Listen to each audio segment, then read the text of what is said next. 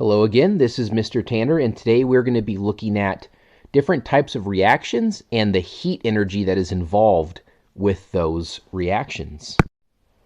So first we'll start with some definitions. There's two main categories of reactions, physical reactions and chemical reactions. And a physical reaction is a reaction is observed, but there is no change in the molecules involved in that reaction. So even though we notice something has changed, something looks different, we saw, some sort of reaction occur, there's no difference in the molecules from before the reaction happened to after the reaction happened. And a good example of this is just melting ice, right? If you have an ice cube and it melts into water, very clearly some reaction has happened. The product is very different than the initial reactant that we had, the ice cube. But if you were to look at the molecular structure of each of those, they're still water molecules. We had frozen water molecules to start, and now we have liquid water molecules, but they're still water molecules. No molecular change has happened. Another example you've probably seen multiple times online is Diet Coke and Mentos. In Diet Coke or any soda, there's carbon dioxide gas that's dissolved in the liquid. So it's just still carbon dioxide gas, it's just dissolved. And the Mento provides a site for all those carbon dioxide molecules to come out of solution. They're no longer dissolved, and they really rapidly bubble up to the surface. But before the reaction, we have carbon dioxide gas, and after the reaction, we still have carbon dioxide gas. There's been no molecular change. Those are physical reactions.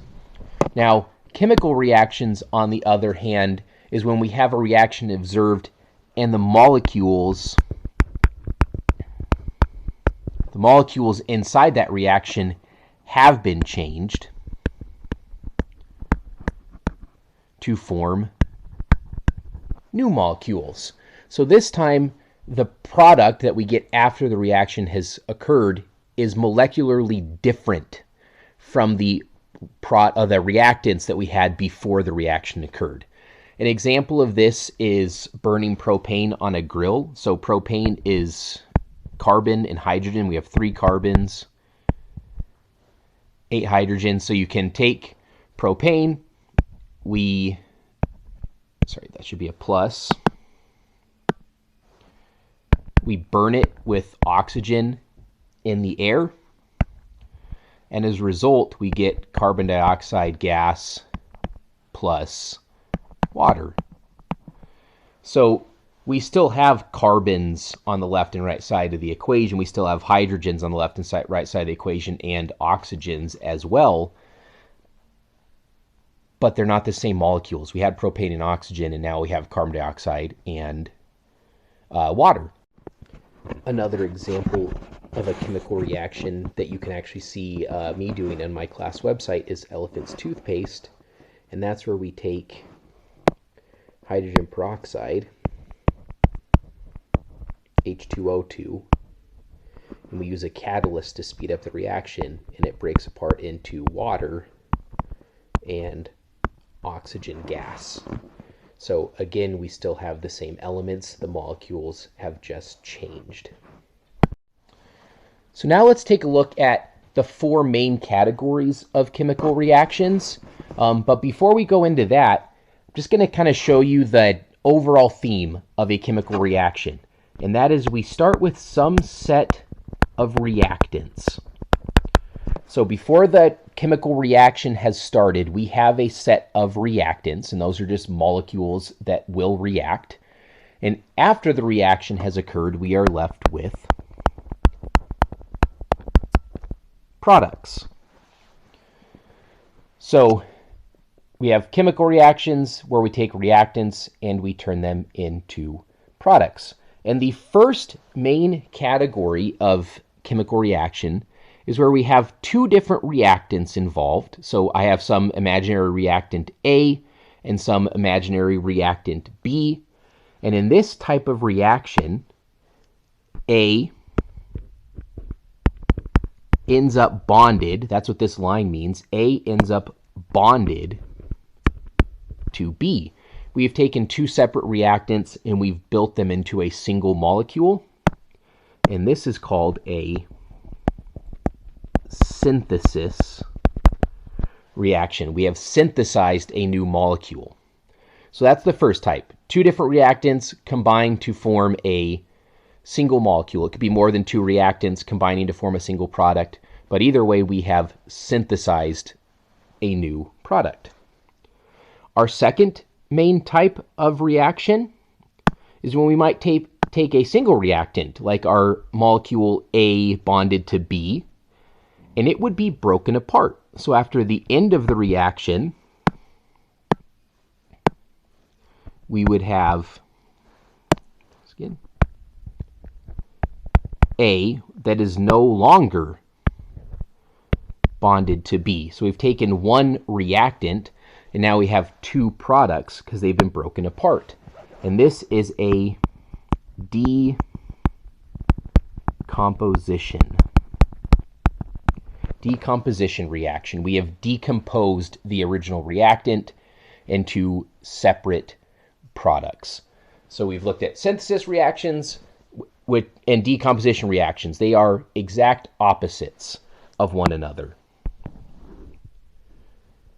Next up, we might see a reaction where we have two different reactants. We have our molecule AB, and we also have a new imaginary molecule C. And so A and B are bonded together, C is not. And after the reaction has occurred, we might now see something like this. A is bonded to C, and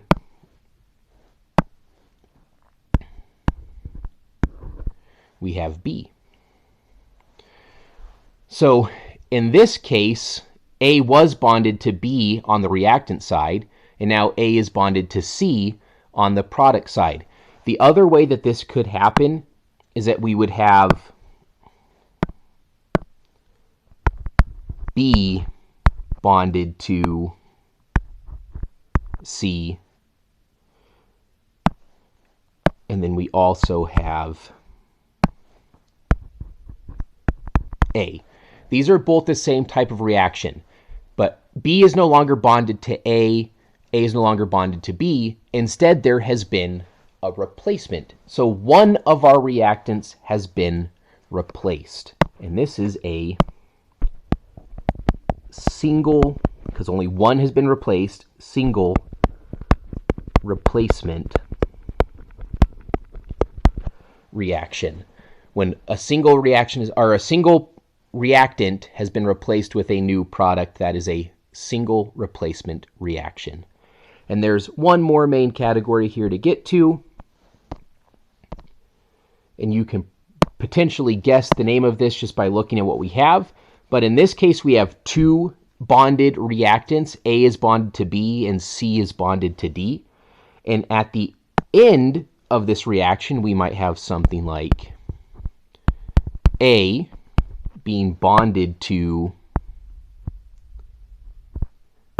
D plus B being bonded to C. In this case, both of the reactants have been replaced with two new products, and this is called a double replacement reaction. So again, looking at those four types, we'll go from the bottom to the top. We have double replacement reactions where both reactants have been replaced, single replacement reactions where only one has been replaced, a decomposition reaction where the reactant has been broken down into separate products, and a synthesis reaction where the reactants have been combined into a new single product. One thing I do want to call attention to in all four of these reactions is what we see on the reactant side and the product side. So in a synthesis reaction, we have A and B on the reactant side, and A and B on the product side. They don't change. They change their form, but there's still the same number of molecules on each side. 1A, 1A, 1B, 1B. On a decomposition reaction, same thing. They've changed form, but we still have 1A on the reactants and 1A on the products, 1B on the reactants and 1B on the product side as well. And that continues on with the single and double displacement reactions as well. So on the single displacement, we have 1A, 1B, and 1C on the reactant side, and we have 1A, 1B, and 1C, or 1A, 1B, and 1C, depending on how it reacts on the product side. So that has been conserved as well. Same with double displacement. We have 1A, 1B, 1C, and 1D, and we still have 1A, 1B, 1C, and 1D. So no matter what type of chemical reaction has happened, even though they've changed form, we have the same atoms on the reactant side as we do on the product side, and we'll take a look at what that phenomenon, that idea is called on our next slide here. So this is what we were just talking about, where on the reactant side, we have the same number and types of atoms on the product side, and this is known as the law of the conservation of matter. And what this states is that in any chemical or physical reaction, the number and type of atoms involved in the reaction will stay the same. Another way is to say they will be conserved, hence the conservation of matter. So that is to say that no matter can be created, we can't just make new matter, or destroyed during a chemical reaction. And that's what we saw with all those four examples. There's the same types and same numbers of atoms during or before and after the chemical reaction has occurred. There is actually one way we can get rid of matter, and that's to convert it to energy. So we can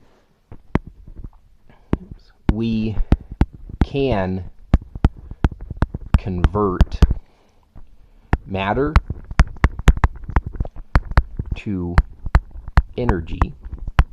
And this is what we do in a nuclear reactor. So in a nuclear reactor, we're converting some of the mass of a uranium core into heat energy. So it's just producing pure energy. That matter is literally being converted into energy. And likewise, this is trickier. We don't do it on Earth, but energy can be converted into matter. A pretty famous scientist came up with an equation that shows the math between this conversion of energy and matter, and that equation is that energy equals mass, or the matter, times the speed of light squared. So that equation almost everyone knows. E equals mc squared is the math between how much energy we get out of a particular amount of matter. And then one last idea that we need to look at for this set of notes is the energy involved in chemical reactions, and specifically the heat energy involved in chemical reactions. Because when a chemical reaction occurs, we're breaking some bonds, we're making new bonds, and all of that takes energy. It takes energy to make a new bond, and it will release energy overall when we break a bond. So we're seeing energy levels go up and down just through the bonding. The way the atoms bond to one another requires energy or releases energy, and usually that's in the form of heat. So there's two main categories. We have exothermic reactions and endothermic reactions. So exo means outside, and therm means heat. So we're seeing heat outside of the reaction when we do this. And what that means is that exothermic reactions release heat energy into the environment. So if I had a thermometer next to this chemical reaction that was happening, and it was an exothermic reaction, that thermometer would measure an increase in temperature. If we were measuring the environment around an exothermic reaction, we would be seeing an increase in temperature. The opposite of an exothermic reaction is an endothermic reaction. Endo meaning into, therm again meaning heat.